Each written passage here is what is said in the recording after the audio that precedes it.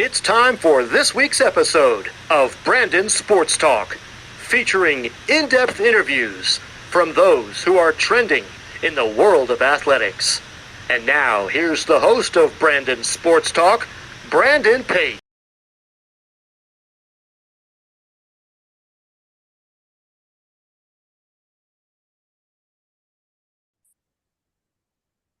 Welcome back to Brandon Sports Talk. In today's episode, I have the privilege of interviewing the UBC's British Columbia's head women's rugby coach, Coach Dean Murten. How are you doing today? I'm good, thank you. Thanks for having me along. Thank you. Can you talk about how you knew that you want to get started in coaching in college women's rugby? Yeah, I've got a long background in rugby, and it's brought me a long way from the UK to where I am now at UBC. And along that journey, I did a lot of coaching in Canada, male and female. And what really happened, it was a relationship with my wife now to be, or sorry, is now. We met, and she was coaching the team, and she's a professor at the school. And the program changed slightly where they wanted a full-time coach. So at the time, I was the director of rugby for British Columbia, and I applied for this position and was extremely lucky to get it. And I applied for it because I just felt that there was such a great opportunity to grow and develop the program. And here I am now, and that's my short journey about how I ended up taking this position. What was that experience like getting to play rugby?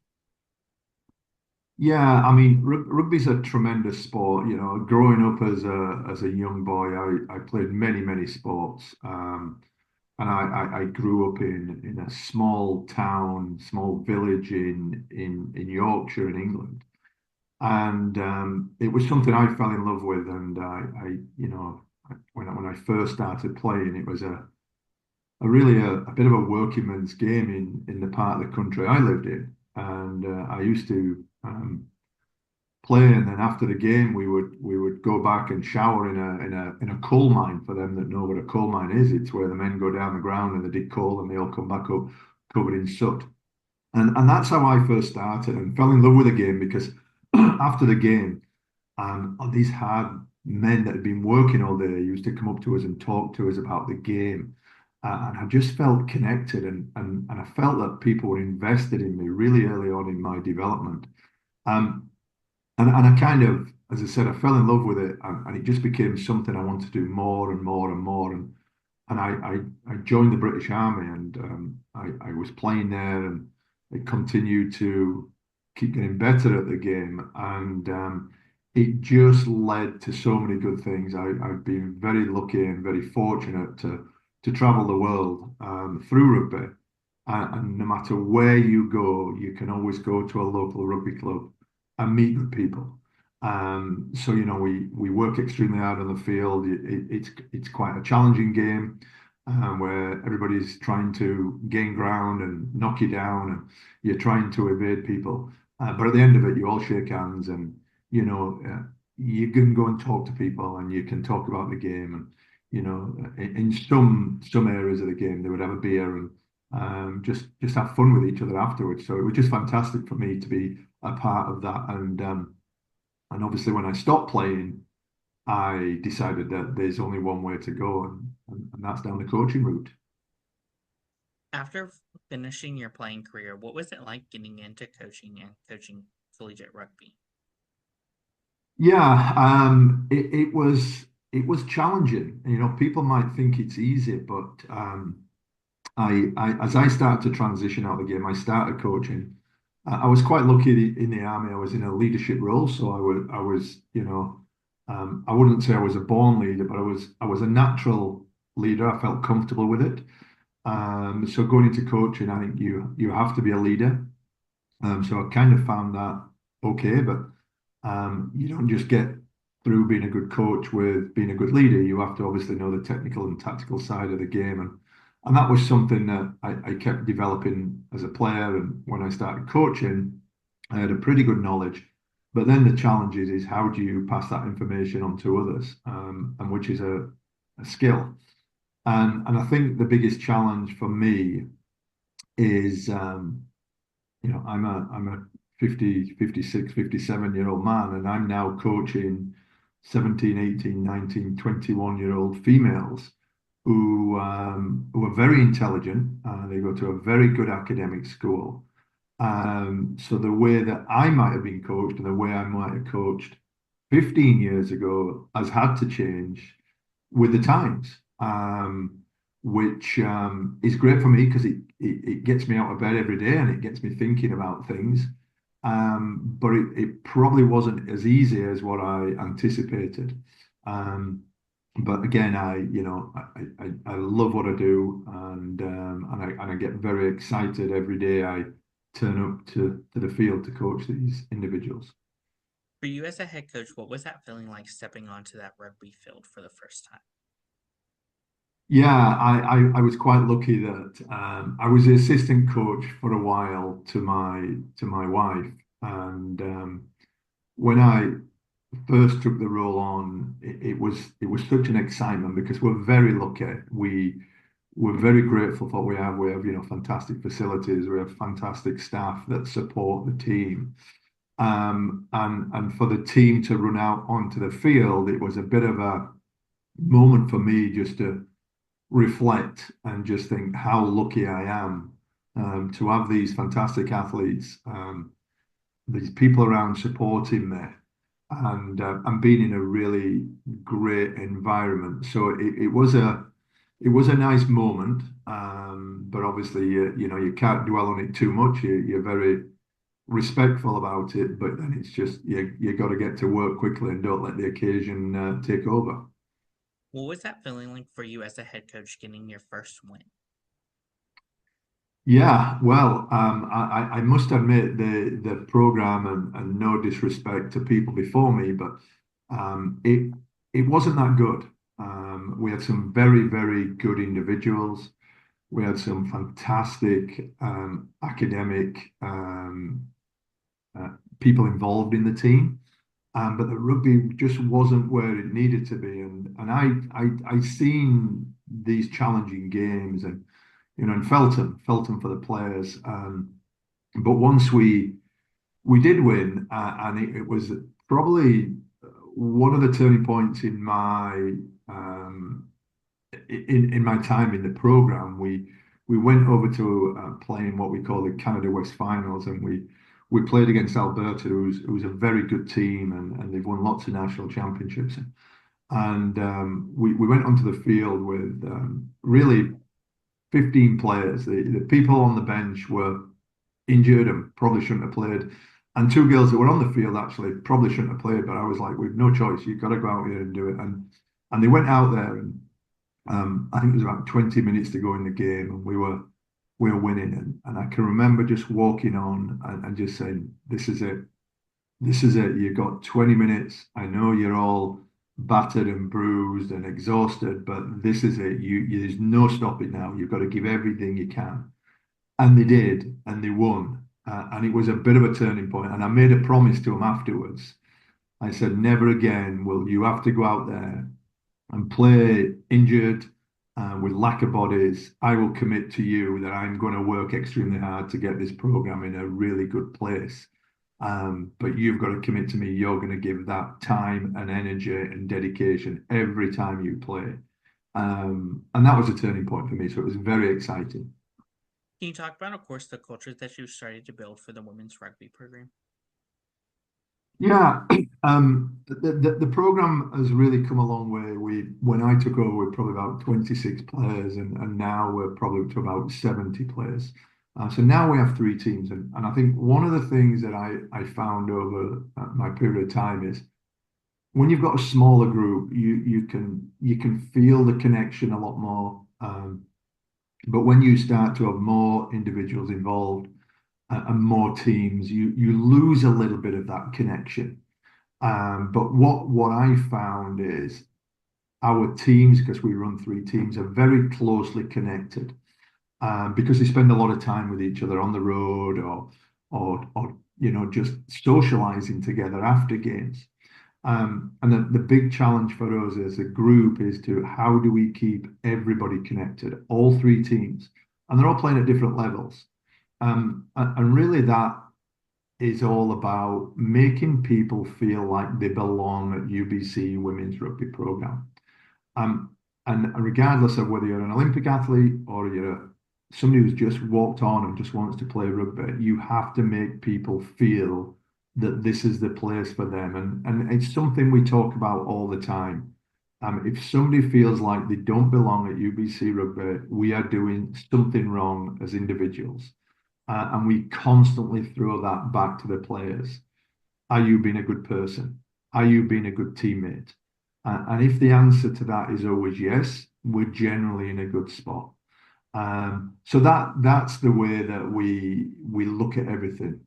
Good people, good teammates, and that's all I can ask the players to be. I don't ask them to be best friends with each other because that ain't going to work. But we ask them to be, as I said, good people, and if they are, we'll win. Who are some of the teams in your conference that you compete against? Yeah, so in our conference, we have Alberta, we have Lethbridge, and we have Calgary. And then we have the University of Victoria, again, who's in BC. So basically three teams in the Alberta region, in the prairies, and then two teams here. So five teams in our conference. And what happens is we play each other, then we have a play down, so the top four play, and then you go into a national championships, which is the top eight in the country, and that's when it gets really serious. That's when you roll your sleeves up and get down to some hard work. The conference is strong. Our main competitor at the moment would be the University of Victoria, but all the teams in the conference have been very, very successful. So it's a good conference. What is that home game atmosphere like when teams like Victorious comes to home? Yeah, I mean it's obviously a local derby for us. When you go there, it's very intense, and we like to bring that to UBC as well. And we, as I said, we have a fantastic facility, and on a good day, you get a lot of people out, a lot of people supporting you, and there's a lot of rivalry there. And our men's team would come out and support us as well. So it's quite buzzing. There's a lot going on. The games are all filmed. There's a bar open, so if people wish to have a drink, there's a concession. So it's a really good atmosphere, and it's deserved because the two really, really good teams that go hard after each other. What does that recruitment process look like for those prospective student athletes looking to play collegiate rugby? Yeah, so basically, the first thing would be the inquiry phase. So somebody would get in touch and say, hey, I'm interested in coming to UBC. And then we would share some information with them. And then we would have a recruit camp. And we would invite them all into UBC so they get a site visit. They do a little bit of on-field stuff so we can just see where they're at. And then we talked about the application process and really emphasize the academic side of things. And then after that, the potential recruit can go away and keep in touch with us and ask more questions. And then we help them with the application process. As soon as it opens, we reconnect with them again for them that's going to apply and just talk them through the process and really make sure that they understand what's required. And then that's it. It's then a case of sit back and wait until they're accepted. And once they're accepted, then we can start to do a little bit more with them and engage with them. As a head coach, what is it like seeing those freshmen put on that UBC jersey? Yeah, it's fantastic, and I get excited by it. I get excited by looking at somebody's potential, and we do have a very good program. We've got Olympic athletes in there, and it's very strong at the moment. And what excites me is when a first year comes in and he's able to transition into starting in the varsity team, and that's it takes a lot of doing, and to be able to see that it's kind of very heartwarming. It's fantastic to have your third, fourth years, your fifth years, your Olympic athletes. It's fantastic to see that. But when you can actually sit back and be like, wow, that's a first year, 17-year-old in some cases, or 18 years of age, and being able to compete with them Olympians and with them fourth and fifth years, it's a real special moment because it's very, very difficult to do that. And we all get excited by it. And then as you watch them mature, you get even more excited. As a coach, what is that experience like for you getting to watch those Olympians compete for not just the school, but for the country? Yeah, no, it's an incredible moment to see it. I mean, it's only over the last couple of years that we've started to. We've always had one or two that's made it, into the international stage, but women's rugby is growing and buzzing so much at the moment, and there's so many more opportunities in the women's game than there ever was before.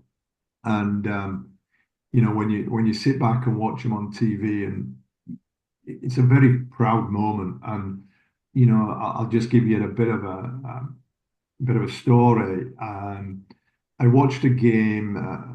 Some people will be aware there is a women's Premier League in the UK, a very, very good league, a very organised league. Lots of international players in there, and Canada has a lot of international players in there, just like the US has some as well. Um, and I watched a game 2 weeks ago, and it was two props. And for anybody who knows rugby, the props are the people at the front of the scrum. And number one for one team was a UBC alumni, and number three from the other team was a UBC alumni.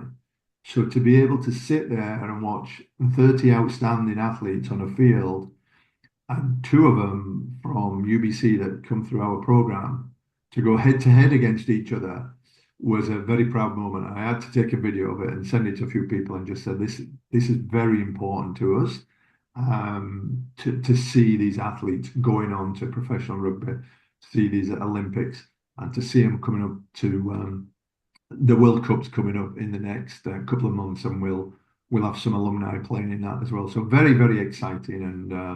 And again, that's why we do this. Yes, we want to provide an environment for them to grow and develop here within our university program, but ultimately we want to get them playing on national teams. We want our sport to be strong, and we want our athletes to be there, setting the bar.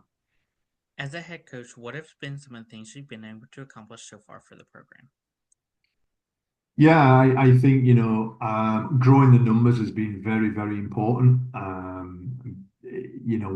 Without the athletes, it doesn't matter. I could be a magician, but if I haven't got good athletes, you can't coach them. So being able to bring in a lot more athletes and some really top quality athletes has been really important. The other thing that has been really important is fundraising. It's a big part of what we have to do.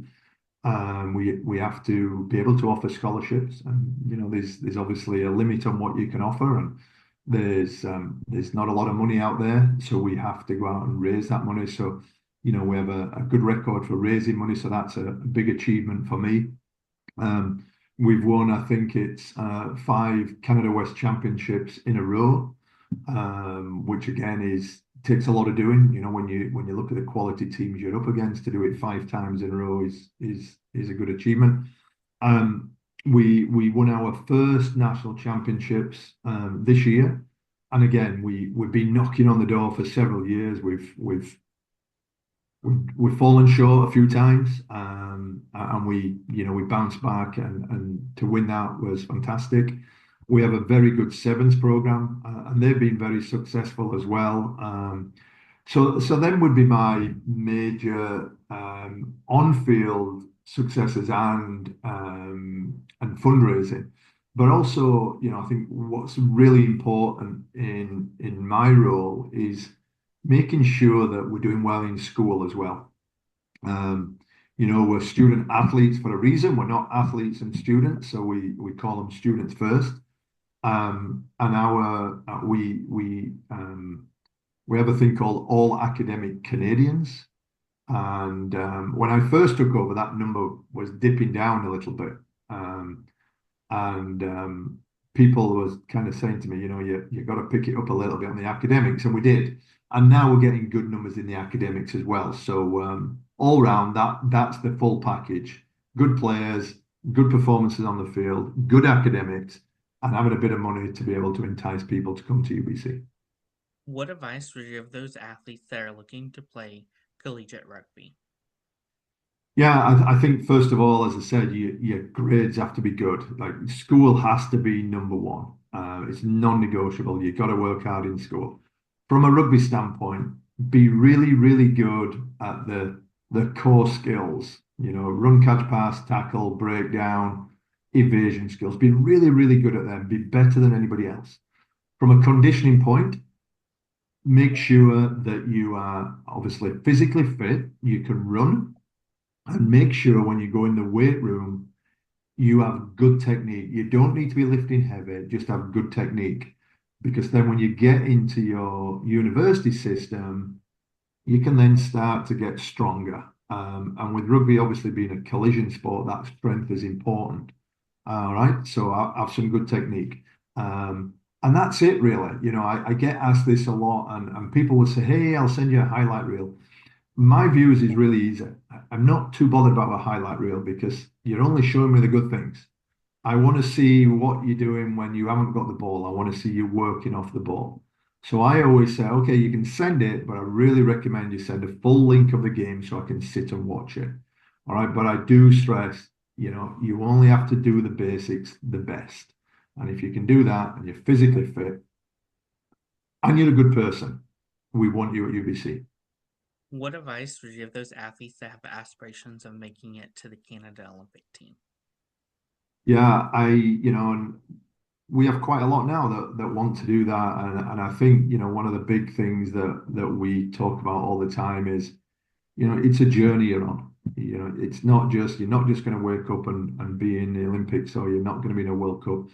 You have to go through this journey. You're going to have ups and downs in that journey. And um, communicating with people around you, how you're feeling, and not just from a rugby standpoint. Mental health is very important to us. Well-being is absolutely crucial, and making sure they're not trying to get there too fast. I see some of my players at times doing extra sprints. I'm like, why are you doing that? Why? Oh, well, I need to get where she is, but you're in a different time. It's a different cycle. You just need to do you and listen to us, and we'll help you get there. And some of them listen, some of them want to keep doing more and more, and you have to pull them back in. But really, I think that's the advice I would give them, and make sure that you're organized. All right, you can't just turn up and go and do something. You have to have a plan, you have to execute it, and you have to review it, and then go back and do it again. And that's the advice I would give to people. What advice would you give those coaches looking to get started in coaching in college rugby? Yeah, I think one of the big things for me is, know your audience for a start off, know the standard, know what they need. Okay, it's not about me. I'm there to facilitate, and sometimes you can jump in there and you miss the room. You have to know what people want, what's their aspirations, and you have to work with people differently. And I think one of the big learnings for me is really don't try and do too much too quickly. All right. Especially in our game, there's a lot of moving parts, and the more you throw at them, the less you'll get out of them. If you throw two or three things and become really good at it, then you can move on. But if you just say, hey, I've got all this knowledge inside me, I'm going to throw at you and I'm going to tell you what to do, you're generally going to fail. So I have a saying, less is better. Most of the time we talk about big rocks, the big three things that are important. It's clear to them, it's clear to me, it's clear to all the coaches. Let's just be bigger than big rocks and we'll be okay. That's great advice. Where can my listeners find you at on social media along with the program at? Sorry, I missed you there. Where can my listeners find you at on social media along with the program? Yeah, you can go on to UBC Thunderbirds website. We're on there. My contact details are on there. We've got a UBC Women's Rugby Instagram and Twitter account. So that's where you would find me. But yeah, the website, there's a lot of information on there as well. Thank you again for your interview and best of luck in your future at UBC Thunderbirds as the head women's rugby coach. Thank you very much indeed. Good luck. Thank you. You can find Brandon Sports Talk on Instagram at Brandon Sports Talk, Twitter at Talk_Brandon, and you can find me on YouTube at Brandon Sports Talk. Don't forget to like, comment, and subscribe. Thank you again, Coach, for your interview and best of luck in your future. Thank you. You've been watching Brandon Sports Talk. Please feel free to like, share, and subscribe to Brandon Sports Talk on social media and on YouTube.